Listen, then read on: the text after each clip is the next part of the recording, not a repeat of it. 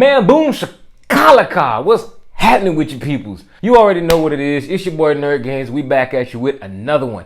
And today we got another review video. So we're going to be reviewing Mortal Kombat, baby. You already know what I'm talking about. And if you haven't seen the movie already, tough titty little kitty, but the milk's still good. So we're going to be talking about a bunch of different stuff. So I'm going to go ahead and say right now, spoiler warning in effect. So, too bad. Get ready. Here we go. Let's get into it.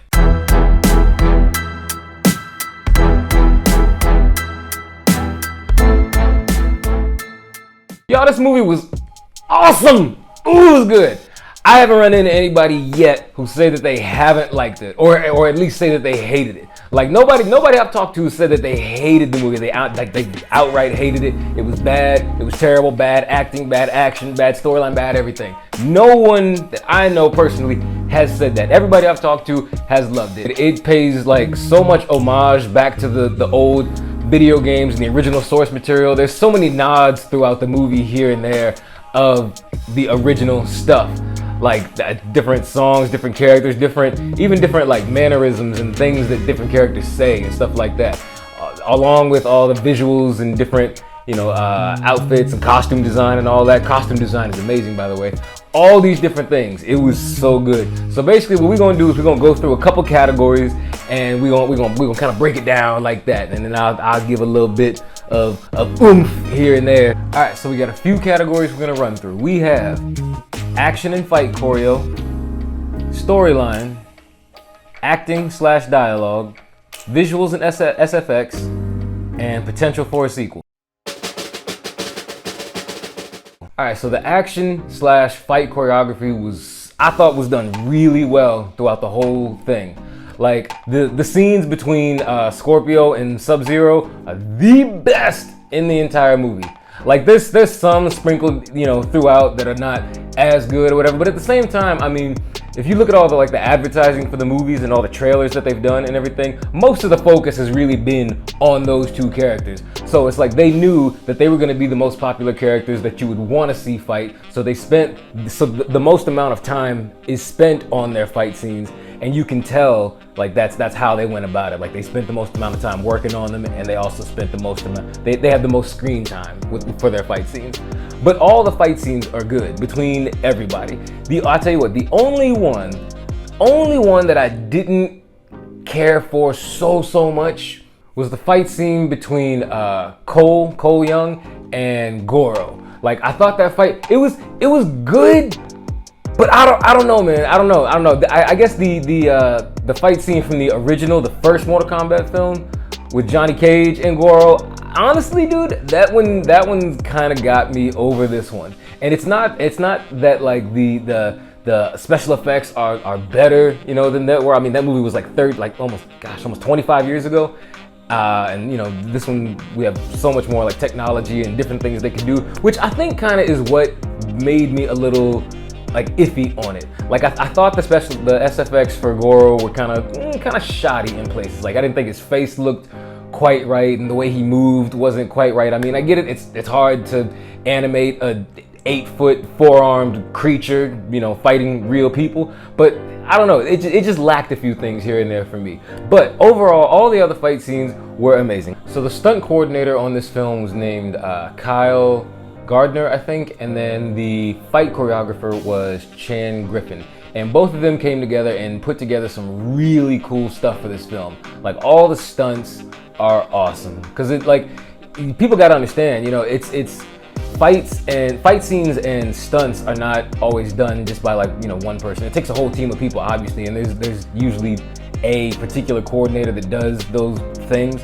But it's kind of one of those things where it takes a village to really put all that stuff together. It's a long, complicated process, and both the actors and the stunt performers have to be, in sync with each other and all ready to go, to make it all cohesive and really look good. So, but I think they did a really good job on this one, and I mean, kudos, hats off to all of them, the whole team, stunt coordinator, fight coordinator, all of them, amazing. All right, now the storyline is kind of where the film falls apart a little bit, to be honest. Just a smidge. But at the same time, it's a Mortal Kombat film. Why are you going for the storyline? You're not. Nobody is. Nobody. I mean, okay, yes, the storyline is like the original source material, storyline wise, is really cool. You know, the entire world building aspect of Mortal Kombat is a really cool and interesting world. But I mean, you know, you're dealing with stuff that most of us, especially like most of the people who are going to watch this film, are going to be pretty familiar with. I mean, the original game came out in like what, 92, something like that. It's like 30 years ago. Like, we're all pretty familiar with the source material. We know who all the characters are. We know a good amount of the storyline. You know, I know there's a lot of things storyline-wise that take place in like the comics and everything that you don't see within the movies that were made. But also, you know, in the video games, there's also a lot of that storyline that takes place there that we've all played through. So we all got a good base understanding of the storyline. We don't need to keep rehashing the storyline. And honestly, like, this one I thought was really cool because they took elements from the original storyline and then they mixed in some new things and some new people, and I thought that made it different and cool and interesting and innovative. So that was cool. But, you know, overall, the storyline just doesn't quite flow all that well in the movie. Like, some things just progress really, really fast, like boom, boom, boom. And then there's like this lull where nothing happens. And then the things that do happen quickly, it's like the scale of them is too big and they happen too fast. It's like you could have broken these things down and stretched them out. But at the same time, I think the filmmakers were like, all right, this is, one, it's an action film. Two, it's a video game movie. We're only gonna have our audience's attention for a very limited amount of time. So we need to squeeze in a bunch of stuff that as we can into this time slot that we have that's gonna have people be continually interested all throughout and, you know, engaged. And I think that's what they tried to do. You know, it's just hard. You know, I'm not making excuses for them, but it's hard. You know, video game movies are always hard. And honestly, I think this is one of the better, if not best, video game adaptation films that I've seen in a very long time. I recently watched the Monster Hunter movie, and it was good. Look, guys, when I watch a film, I have two different criteria that I judge films by. All right, I have the criteria that the world is going to judge the film by, and I have a good sense of that now at this point in my life, seeing so many movies and reading reviews and critics and all this stuff. And then I have my own personal grading scale. How much did I personally enjoy the movie? So with the Monster Hunter film, I enjoyed it. It was a video game movie with big monsters. The monsters looked amazing. The action was cool. That's all I was looking for. That's all I was looking for in the film. Kind of the same thing with here. No, like I said, nobody's going to see this movie for the storyline and the plot. You're going to see Sub-Zero freeze people and then use their blood as a knife and stab them in the back. Like, that's what you're going to see this movie for. So the fact that the storyline, you know, isn't super cohesive throughout, it's like, whatever. It's still going to be successful. I guarantee you. I think it's made like, thus far, I think it's made like 52 million worldwide, and it's going to be a lot more than that. I guarantee it. It's so good. I mean, the critics gave it mixed reviews, but I mean, come on. What do they know? We know what we like. All right, now let's get into acting and dialogue. So the cast for this movie is brilliant. Like, their casting was spot on for just about each character. Not everyone, but just about. Dude,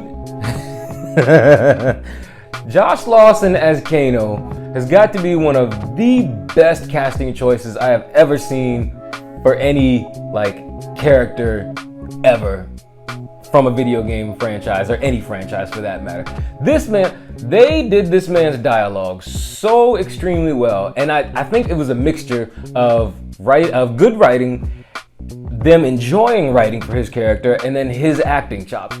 Bro, his dialogue overshadows everybody else so much, to the point where it makes everybody else's dialogue seem very dull and one note. And I don't think they did it on purpose. it's just, I don't know, I think they got really excited writing for that character and really enjoyed it, and his delivery is so perfect. It's so perfect. All his quips and mannerisms and one-liners, oh my gosh, there's so many quotable lines in that film just from Kano. It's so good. Now, I'm not saying all the other actors' dialogue, whatever, or writing, whatever, was bad. I'm just saying that his was so good, it made everybody else's seem bad. I'm telling you, his character was that good. Y'all gotta watch it, man. I'm telling you, if you haven't seen it, go watch it. Go watch it just for Kano. You're gonna laugh at every single thing he says. Every sound, every word that comes out of his mouth is gold. His lines are so good. And then we got Louis Tan, who played Cole Young, who is the main character of this film, which I thought was a really interesting choice, actually. I like the fact that they didn't use Liu Kang's character as the main character for this film. I thought it was cool that they went with something a little different, something a little more, somebody that nobody really knows, So I thought that was cool. And, they went with the whole storyline of, this guy, he's kind of washed up and he's got wife and kid, and now he's called on to do this thing, and he's gonna have character development and blah blah blah. Somebody's gonna come after his family eventually. He's gonna have to prove himself at that point and find his hidden power and kick some tail, and that happened to be Goro. I was kind of mad that they did Goro like that. I'm not gonna lie. No, because in the original film, they instituted Goro as somebody who kicks ass. Okay. They gave you a couple of just meaningless deaths in that film just to give you the idea that Goro is this hulking creature who could smash people with his fists. Like, that needed to be solidified. It wasn't solidified in this film at all. Goro got his tail whooped. No, I don't care. If you've seen it, you know what I'm talking about. Yeah, he was giving it to him for a second, but as soon as Cole got that, it was over. It was over. So, I don't know. I think they should have given Goro at least one meaningless person to kill, just so, you got a better idea of who he was.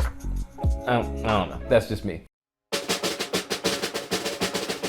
Alright, now the visuals and special effects for this movie are top tier. I thought they were awesome. Dude, the visuals in general for this film are so good. I love the way the world looks in general. I mean, it gives you the sense of this dark time. Everything's like dark and shadowy. It's very moody, except where like the scene where they're like out in the desert or whatever. But that's just that one scene. Almost every other scene in the movie is dark.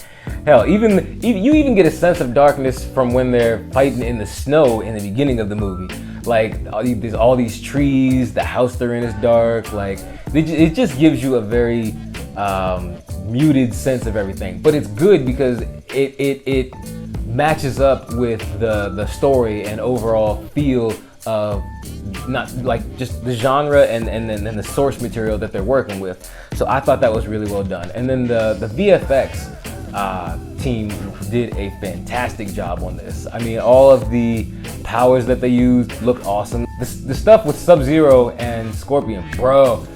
So the idea to not have Scorpion's kunai come out of his hand as like a little creature like they did in the original film, like that was really cool because it was something that we had never seen before and it was interesting and innovative, and I like that.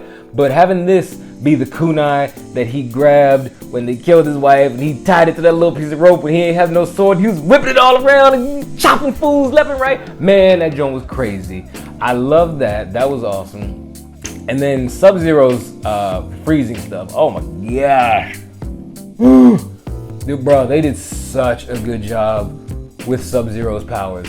And so many like nods and homages to specific moves that he does in the game. Like the freezing like substitution where he makes a ice copy of himself and flips backward and you hit that and whatnot. All of his stuff is awesome. They got really creative with how he used his ice powers. Like the one time where he's fighting, I'm gonna give you this one. He's fighting Scorpion and he stabs that fool in the front and the blood squirts out the back. While the blood's squirting out the back, this man Sub-Zero freezes the blood coming out the back and says, ah, and stabs him in the back. That mess was insane, and I loved it. It was beautiful. All the visual effects are done really well. All right, potential for a sequel. Do I think they have potential for a sequel? Abso-flippin'-lutely, man. Yo, come on now. The world that they're in and the world that they're building is vast, honestly. Like, if you look at the actual storyline from the original source material and even the video games, it's large. Like, they could go a lot of different places with this and introduce a lot more characters. That's always like one of the coolest things when you're dealing with a video game adaptation, especially from a fighting game franchise, is the breadth of characters is large. So, I mean, I'm kind of surprised that they are going the film route with this instead of making it a show. Because if they're going for like overall character development and breadth of character wise, like, they could turn this into a show and it could last for seasons. I mean, they got characters on characters in Mortal Kombat and steadily introducing more. I think the movie's gotten a good reception from most people. And like I said, critics, gave it mixed reviews and whatnot. But I mean, come on now. The people who really care, the people who actually love this stuff, come on. We all love it. I know you do. I did. I know you do too. So with this, I feel like the source material is well loved enough that they could do a lot more with this, honestly, like a lot, and which I would be so looking forward to. So looking forward to. Please come out with a sequel and a trequel and a fourquel and a fivequel and a sixquel. I don't care if those are real words. Shut up and know your role. I know what I'm doing. Anyway, that's my review on the Mortal Kombat film from HBO Max. If you haven't seen it, look, you need to get the HBO Max just for this movie. Matter of fact, get it for this and Godzilla vs. King Kong, because that was another one that was amazeballs, and maybe we'll talk about that next time. But anyway, get it just for Mortal Kombat, man. It's so good. Or if you don't do that, go see it in theaters like a friend of mine did. She said she saw it, she loved it, it was awesome. I would go see it in theaters, but I had the HBO Max because I got friends and my friends are awesome. And if you ain't got friends with HBO Max, go out and get you a friend with HBO Max and take not take it, but borrow their HBO Max and see the Mortal Kombat film. I'm telling you, it's badass. Go watch it. Anyway, that's all we got for you today. Thank y'all for tuning in once again. I appreciate you. Leave a like, comment, subscribe, all that good stuff. Smash that notification button so you know when all the new videos coming out. I'm telling you, comment down below, man. Let's talk about this. I'm ready to talk. You see how long this video's going on already? I want to talk some more. So let's start talking about it. Comment, I'll get back to you. I promise. I check. Get at me. Peace.